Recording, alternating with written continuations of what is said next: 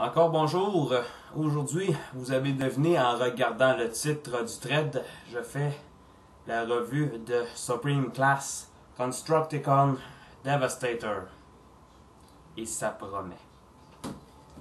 Il est 10h15 ou plutôt 10h15 ce matin.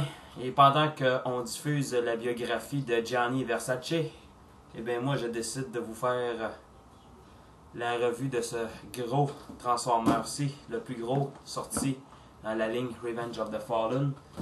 J'arrive justement du magasin, donc on va reculer un peu. Il est encore dans sa boîte.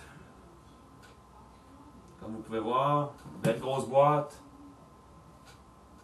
On sent le poids. Très pesant.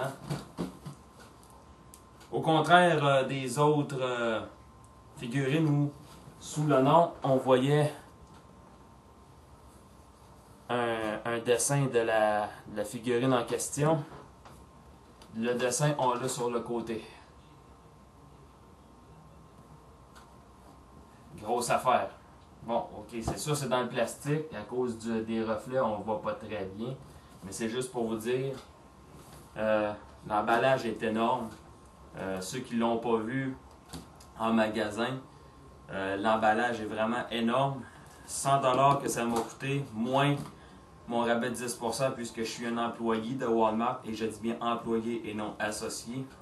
Si vous voulez savoir pourquoi, je vais vous le dire, mais c'est pas une vidéo pour parler des choses désagréables comme Walmart.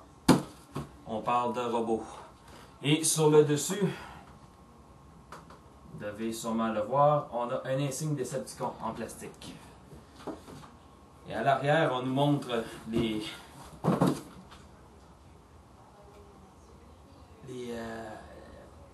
versions, ou plutôt comment assembler. Mettons que l'assemblage est plutôt rudimentaire quand même, c'est facile d'assembler ce bonhomme-là.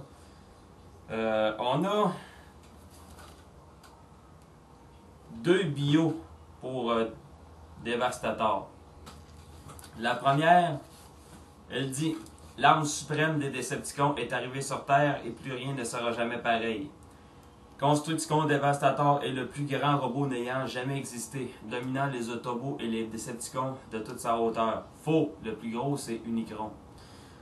Lorsque son broyeur Vortex s'ouvre et brille de toute sa puissance, tous ceux qui se trouvent devant lui tremblent de peur, conscients que leur destruction est inévitable. Mudflap, en robot imbécile qu'il était dépeint, a réussi à sortir de Devastator en lui défonçant la tête. L'autre biographie, elle dit « Constructicon Devastator doit son nom au vent violent et destructeur qui rugissent sur Cybertron, près de son équateur. Il est beaucoup plus puissant que n'importe quel autre robot normalement constitué. Il est en fait une force de la nature.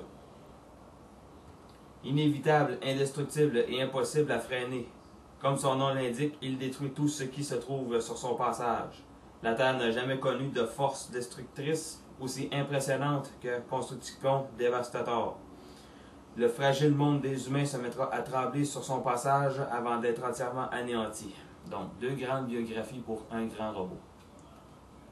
Eh bien, les stats. La force, bien entendu, 10. Endurance, 10. Courage, 10. Puissance de tir, 10. Intelligence, 2. Donc, c'est un crétin. Vitesse, 2. Très lent. Rang, 9. Donc, passe tout de suite après Megatron, donc. Et habilité, 3. Je vous ferai pas une grosse vidéo pour l'emballage quand même. C'est l'emballage standard de Revenge of the Fallen.